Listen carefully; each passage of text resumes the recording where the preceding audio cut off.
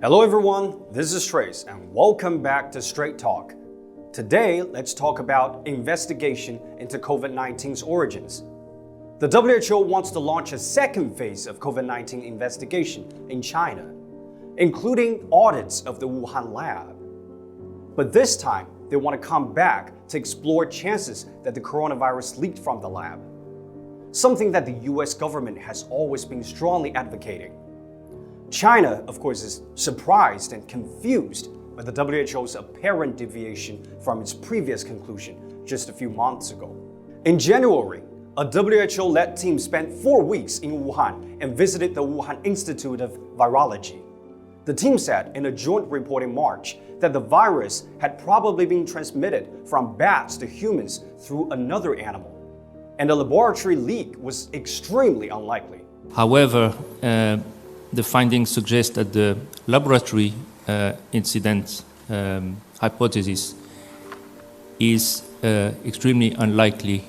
Last year, WHO Director General Tedros Adhanom Ghebreyesus has always spoken highly of China's effective anti-epidemic measures and, of course, its assistance to other countries. Almost all member states were praising China for what it did. But his words did not sit well with then President Donald Trump, who believed that the WHO was defending the Chinese government. Trump then announced the withdrawal of the US from the WHO. The US stopped paying its dues, saying WHO fell short of carrying out US-backed reforms. This brought tremendous pressure on the WHO, as the US has been the biggest donor of the UN agency. Then, US Secretary of the State Mike Pompeo said enormous evidence exists that the outbreak began in a laboratory in Wuhan, China. I can tell you that there is a significant amount of evidence that this came from that laboratory in Wuhan. But until now, no any evidence has been presented. What gives you a high degree of confidence that this originated from the Wuhan Institute of Virology? I can't tell you that. I'm not allowed to tell you that. In May, President Joe Biden ordered US intelligence agencies to make a report on COVID-19's origins in 90 days. In June, G7 leaders urged the WHO to launch a new investigation in China. Now, they succeeded.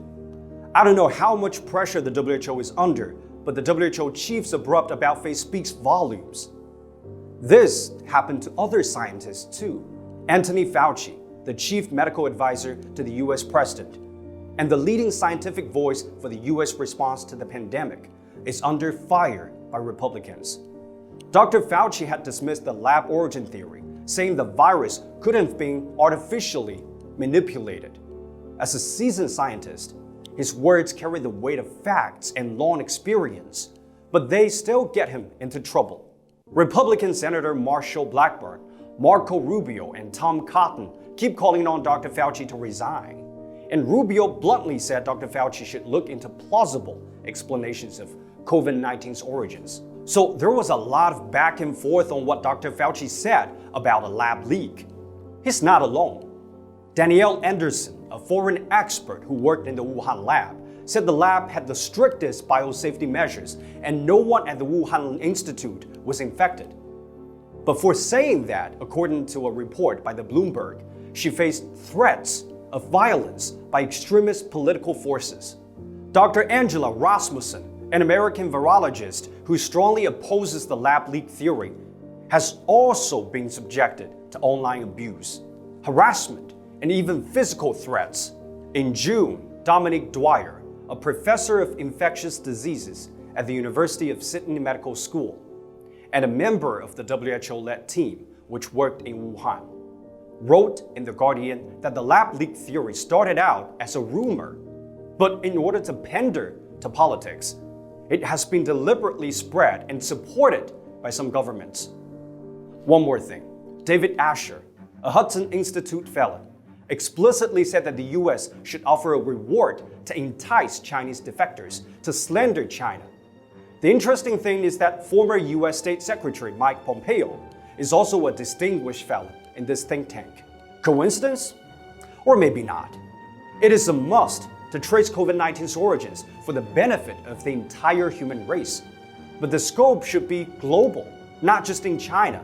A Singaporean political scientist, Kishore Mahbubani, pointed out the US should declare that it is willing to give WHO teams access to its facilities. In that way, the US will set an example for others to follow. In fact, there have been studies showing the virus appeared in the world earlier than previously known. On November 27, 2019, the COVID genetic material was detected in a wastewater sample collected in Brazil. On December 27th, a throat swab sample from a French patient tested positive for the COVID-19 nucleic acid.